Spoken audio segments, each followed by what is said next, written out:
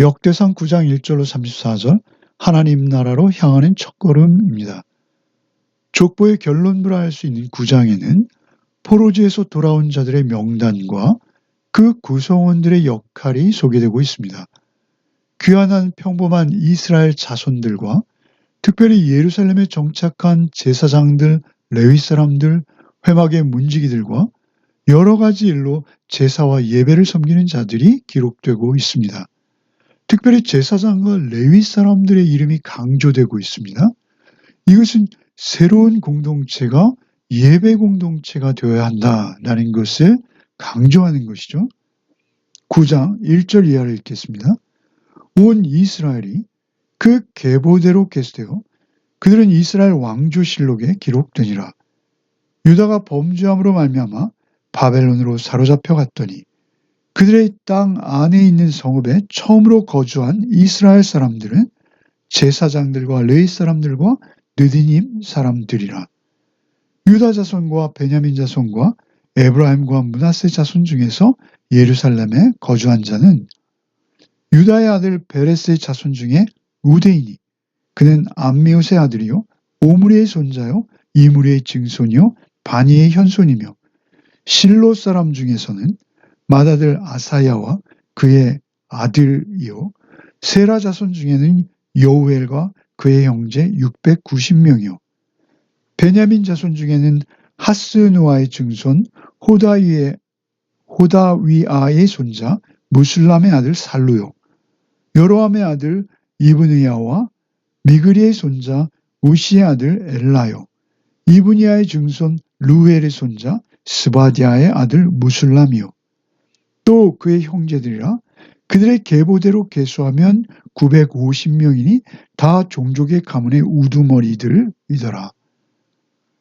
1절에는 먼저 그들이 왜 바벨론에 포로되었는지를 기록하고 있어요. 포로되어 갈 수밖에 없었던 것은 그들의 범죄다라고 정확히 지적하고 있죠. 그들은 많은 선지자들과 하나님의 경고를 듣고도 끊임없이 우상을 숭배했던 것이죠. 멸망의 길을 가고 있는 그들을 하나님께서는 어찌하든 구해내셔야 했던 것이죠. 결과 포로로 잡혀가게 되는 것입니다. 그런데 어떻게 돌아온 것일까요?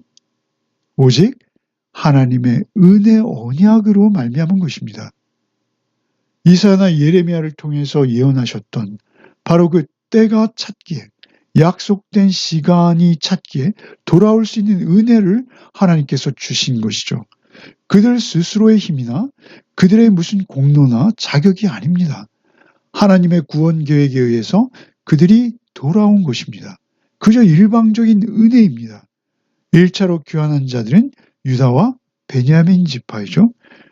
그런데 특이한 것은 그 동일한 명단이 기록된 병행구절 느헤미야 11장과는 달리 역대기에는 에브라임과 므낫세가 기록되고 있습니다.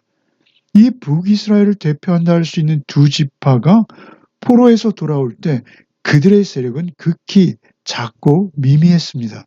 그럼에도 온 이스라엘, 곧 이스라엘 지파 모두가 다시 하나 되기를 바라시는 역대기 기록자의 마음, 그것은 곧 하나님의 마음이죠. 그 하나님의 마음을 느끼게 하는 대목입니다. 온 이스라엘의 완전한 회복을 바라시는 것이죠. 이제 모든 지파가 하나 되어서 하나님께서 베푸신 은혜로 돌아오기를 원하시는 것입니다. 특별히 그 세력이 많이 약해진 이들마저도 보듬고 품어내시며 하나님께서는 그들을 돌이키시고 있는 것이죠. 포로지에서 돌아온 저들은 예루살렘의 파괴와 성전의 폐허 그리고 자신들이 추방되었다 돌아왔다라는 그 삼중의 트라우마를 겪고 있었죠. 이제 아주 작은 소수만이 돌아와서 그 완전한 폐허 위에서 다시 성전을 회복하고 예배 공동체를 세워야 하는 저들. 그들에게 가장 필요한 것은 그들 자신이 누구인지의 정체성과 그들이 하나님의 계획 안에 있다는 그 정통성을 먼저 확립하는 것. 그것이 가장 소중했습니다. 새 희망으로 이제 새로운 공동체를 세워가야 하는 것이죠. 이것을 가능하게 하는 것, 그것은 자신들을 포로지에서 돌이키게 하신 하나님의 은혜가 있다는 것을 그들이 기억해야 되는 것이죠. 그 은혜를 붙들고 그들은 그 공동체를 세워갈 수 있는 것이죠. 그 이름 하나하나에 역사하시는 하나님의 은혜를 그들은 잊지 아니하고 그것을 소중히 간직할 때 그들의 공동체는 서갈 수 있는 것입니다. 그들의 이름이 기록되고 있는데요. 유다는 690명, 베냐민 950명이 제일 먼저 기록되고 있는 것입니다. 10절 이하를 읽겠습니다. 제사장 중에서는 여다야와 여호야립과 야긴과 하나님의 성전을 맡은 자 아사리아이니 그는 힐기야의 아들이요 무슬람의 손자요 사독의 증손이요 무라요스의 현손이요 아히두베의 5대 손이며 또 아다야이니 그는 여로함의 아들이요 바스울의 손자요 말기야의 증손이며 또 마하세니 그는 아디엘의 아들이요 아세라의 손자요 무슬람의 증손이요 무실레밋의 현손이요 인멜의 5대 손이며 또 그의 형제들이니 종족의 가문의 우두머리라 하나님의 성전의 임무를 수행할 힘있는 자는 모두 1760명이더라. 레위 사람 중에서는 무라리 자손 스마야이니 그는 핫숲의 아들이요 아스리감의 손자요 하샤바의 증손이며 또 박갈과 헤레스와 갈랄과 마따냐이니 그는 미가의 아들이요 시그리의 손자요 아삽의 증손이며 또 오바댜이니 그는 스마야의 아들이요 갈랄의 손자요 여두둔의 증손이며 또 베레기아니 그는 아사의 아들이요 엘가나의 손자요 느도바 사람의 마을에 거주하였더라. 이제 13절까지는 가장 먼저 예루살렘에 정착한 제사장들의 명단이죠. 그리고 이어지는 14절로 16절은 예루살렘에 정착한 레위인들의 명단입니다. 특별히 그들은 예루살렘에 정착해서 제사장들은 공동체의 제사와 예배를 책임져야 하는 것이요. 레위인들 역시 그 제사장들을 도우며 율법, 곧 말씀 가르치는 일을 감당해야 하는 것이죠. 귀한 공동체가 가장 먼저 회복해야 하는 것, 그것은 예배입니다. 예배가 회복될 때만 그들의 일상도 복원될 수 있는 것이죠. 여기에 기록된 이름들은 회복된 하나님의 언약의 일꾼으로 이제 하나님의 땅에서 무너진 하나님의 질서를 세우며 제사 곧 예배와 성전 중심의 삶을 살아내야 하는 것이죠. 성전 중심의 삶을 사는 것이 중요한 것입니다. 그때 그들의 모든 질서가 회복되는 것이죠. 오늘날 우리 성도 역시 동일합니다. 우리 역시 성전된 삶을 사는 것이죠. 왜 그렇습니까? 성령으로 주께서 우리를 성전 삼으셨기에 그렇습니다. 고린도전서 3장 16절 너희는 너희가 하나님의 성전인 것과 하나님의 성령이 너희 안에 계시는 것을 알지 못하느냐? 라고 말씀하지 않습니까? 자신을 성전 삼는 성도의 삶, 곧 산제사로 하나님 앞에 각자 자신의 삶을 살아내는 것, 그것이 우리가 왕같은 제사장의 삶을 살아내는 것입니다. 그 첫 단계인 것이죠. 이제 17절 이하를 읽겠습니다. 문지기는 살룸과 악굽과 달문과 아이만과 그의 형제들이니 살룸은 그 우두머리라. 이 사람들은 전에 왕의 문 동쪽 곳 레위자손의 진영의 문지기이며 고라의 중손 에비아삽의 손자 고레의 아들 살룸과 그의 종족 형제 곧 고라의 자손이 수종드는 일을 맡아 성막 문들을 지켰으니 그들의 조상들도 여호와의 진영을 맡고 출입문을 지켰으며 여호와께서 함께 하신 엘라살의 아들 비느하스가 옛적에 그의 무리를 거느렸고 무셀레마의 아들 스가랴는 회막 문지기가 되었더라. 택함을 입어 문지기가 된 자가 모두 212명이니 이는 그들의 마을에서 그들의 계보대로 계수된 자요 다윗과 선견자 사무엘이 전에 세워서 이 직분을 맡긴 자라. 그들과 그들의 자손이 그의 순찰을 쫓아 여호와의 성전 곧 성막문을 지켰는데 이 문지기가 동서남북 사방에 섰고 그들의 마을에 있는 형제들은 이레마다 와서 그들과 함께 있으니 이는 문지기의 우두머리 된 레위 사람 넷이 중요한 직분을 맡아 하나님의 성전 모든 방과 곳간을 지켰습니다. 그들은 하나님의 성전을 맡은 직분이 있으므로 성전 주위에서 밤을 지내며 아침마다 문을 여는 책임이 그들에게 있었더라. 예루살렘에 정착한 문지기들의 명단이 특별히 길게 소개되고 있죠.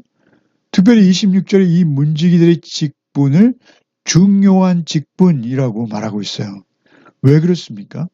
당시 그들에게 문지기의 역할이 너무 중요했다라는 것이죠. 예루살렘은 철저히 파괴되었을 뿐 아니라 그들이 포로되어 간 사이 거기에 다른 수많은 이방인들까지 몰려와서 텃세를 부리고 있었던 상황이죠. 엄청난 회방과 방해가 그들의 앞길을 가로막을 것입니다.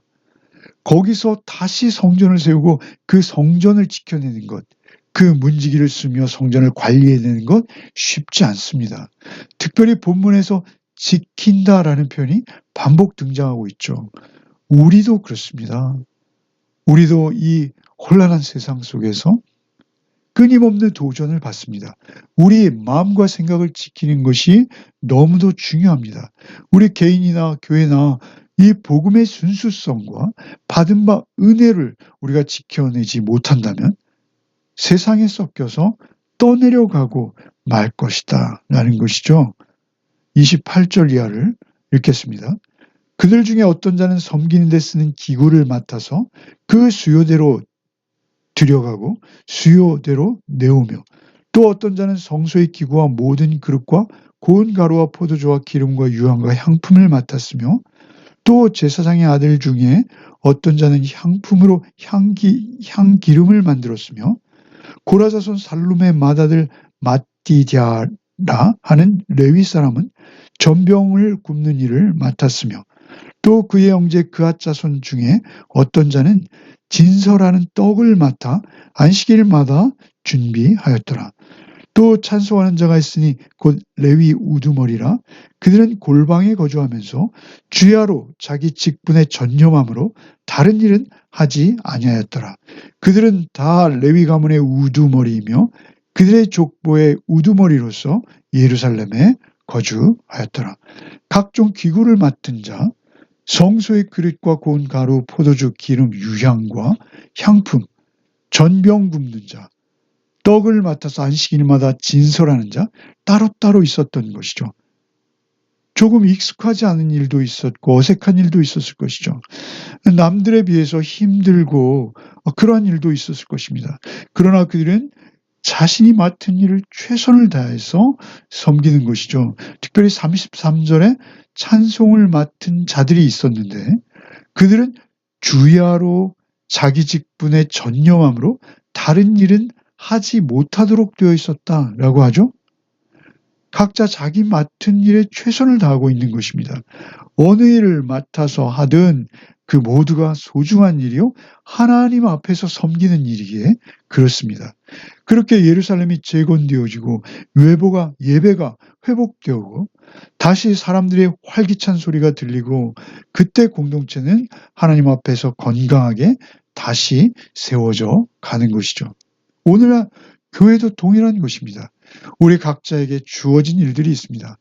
오직 하나님 앞에서 우리에게 맡기신 일을 성실히 감당해내는 것이죠. 바울 사도의 말씀대로 교회는 한 몸이요 한 몸에는 많은 지체가 있듯이 우리도 각자의 역할이 주어진 것입니다. 오늘 하루도 우리 각자 삶의 자리에서 성전된 삶, 주 성령님을 모시고 성령님의 인도하심을 따라 하루를 살아내는 복된 삶이 되시기를 바랍니다. 기도하겠습니다. 항상 우리의 잘못과 연약함에도 불구하고 다시 돌아오게 하셔서 회복의 자리에 서게 하시는 주님 감사 또 감사를 드립니다. 이스라엘을 포로지에서 돌아오게 하신 것과 같이 우리가 혹 잘못된 길로 갈 때에도 주의 언약의 자비로우심으로 우리를 돌이켜 주시옵소서. 오늘도 오직 주님 앞에서 하루를 감당기 원하오니 우리의 걸음걸음을 주께서 홀로 인도하여 주시옵소서. 예루살렘에 다시 성전을 세우고 예배를 회복했던 자들과 같이 우리도 우리 오늘 하루의 삶도 오직 예배자의 모습이 되게 하여 주시어서 성전된 우리의 몸과 마음을 온전히 지켜내는 하루가 되게 하여 주시옵소서.